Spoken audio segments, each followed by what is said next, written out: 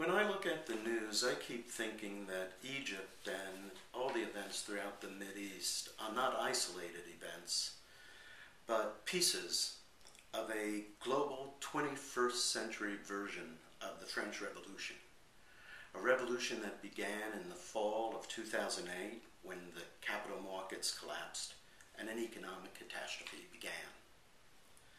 This is what I see. In nations around the world, the middle and working classes, whether wittingly or unwittingly, have been coalescing around their frustration and dislike of the people who have held power, whom they blame for their condition due to mismanagement and greed. Those individuals and institutions who have been ruling governments and commerce and banking.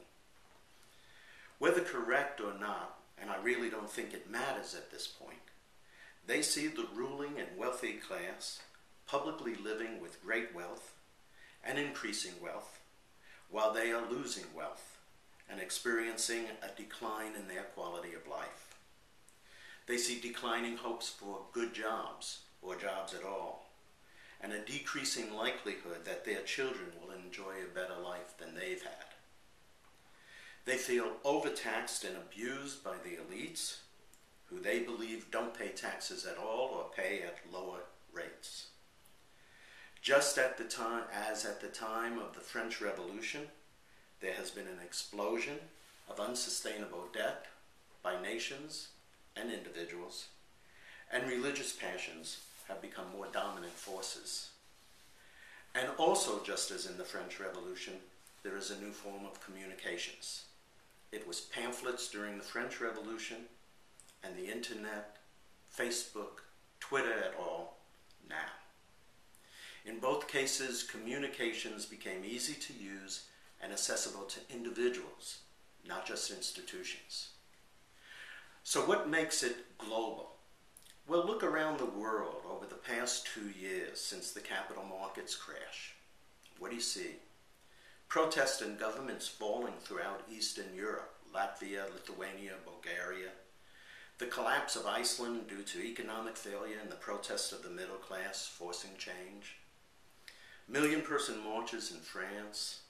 Student protests in London. Massive protests in Italy, Greece, throughout Europe. Protests in Russia and China. National strikes from Guadeloupe to Chad.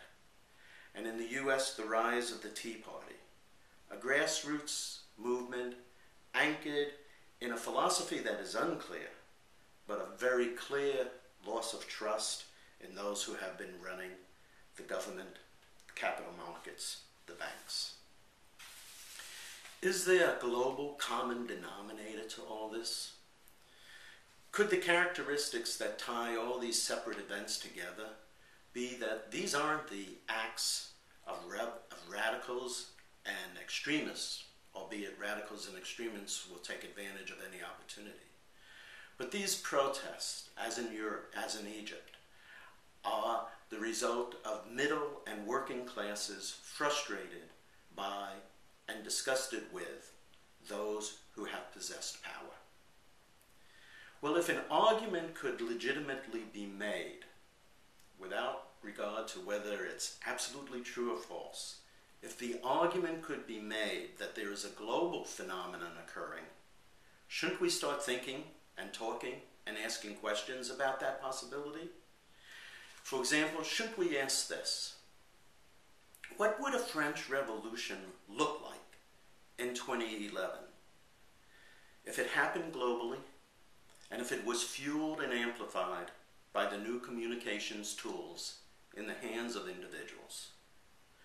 Would it look a lot like what has been happening throughout the world for the past 2 years, with Egypt being one in a series rather than an isolated event? And if so, what is next? And where is next?